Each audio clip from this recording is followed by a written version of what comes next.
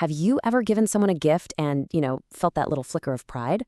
Or maybe you've helped someone out and secretly hoped they'd be really, really grateful?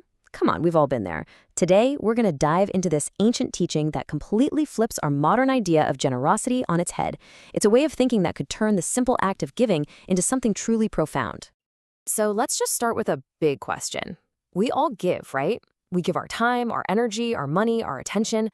But what's really going on under the surface? Are we doing it for a little recognition? Maybe out of a sense of obligation? Or is there a higher state of giving? One that's just totally pure, with no strings attached? Well, Buddhist philosophy has a fascinating answer, and it's wrapped up in this term, Sanlun Tikong, which translates to the threefold emptiness. It's describing this state of giving where the usual boundaries we see, between the person giving, the person getting the gift, and the gift itself, they just dissolve. I know, it's a pretty radical idea, so let's break it down piece by piece. Okay, so to really get our heads around this threefold emptiness thing, we first have to look at the basic anatomy of any act of giving. The philosophy calls these the three wheels, the three essential parts that are always there, whether we're conscious of them or not. On the surface, this is super simple, right?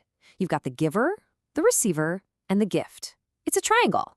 In our minds, we automatically create these separations. I am giving this to you. But this teaching challenges that very foundation. It suggests that the real goal is to see right through this illusion of separation. And that brings us to the second part of the phrase, and honestly, the one that can be a little tricky: emptiness. Now, this word gets misunderstood all the time. In a Buddhist context, it has absolutely nothing to do with nothingness, or that things don't exist. It's not saying that at all. Instead, emptiness really points to the idea that nothing has a fixed, permanent, or independent identity of its own. So think of it like this. The giver, the receiver, and the gift, they're all interconnected. They're constantly changing, and they all depend on countless other factors to even exist. They literally can't exist in a vacuum, all by themselves. Okay, now this slide is where the rubber really meets the road. It shows the practical difference in a huge way. On one side, you have giving with attachment. Your mind has this little hook, a trace of greed. Maybe you want some recognition or to feel good about yourself.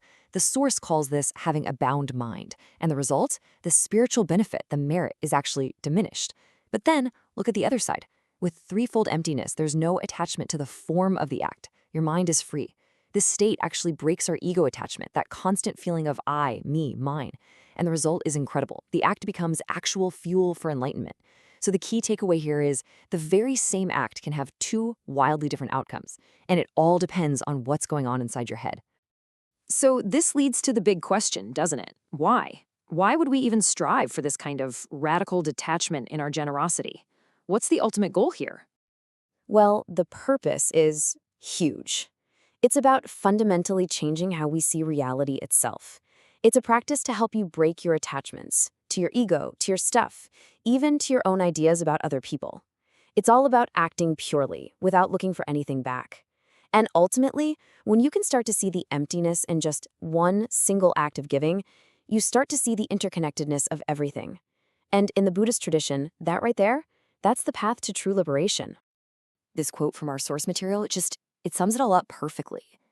Real transformation doesn't come from just taking off a list of good deeds. It comes from the state of mind you're in when you do them. When you can give freely, without clinging to the story that I did something amazing, that's when a simple act of charity becomes a powerful step on the path to real wisdom. And that really leaves us with something to chew on, doesn't it? This isn't just some abstract philosophy from long ago. It's a practical invitation for right now. It asks us to look at every single time we offer help, give a gift, or even just a kind word, and to check in with ourselves. What am I clinging to here? What do I expect in return? It's a challenge for sure, but it's a chance to transform our everyday generosity into a profound practice of letting go.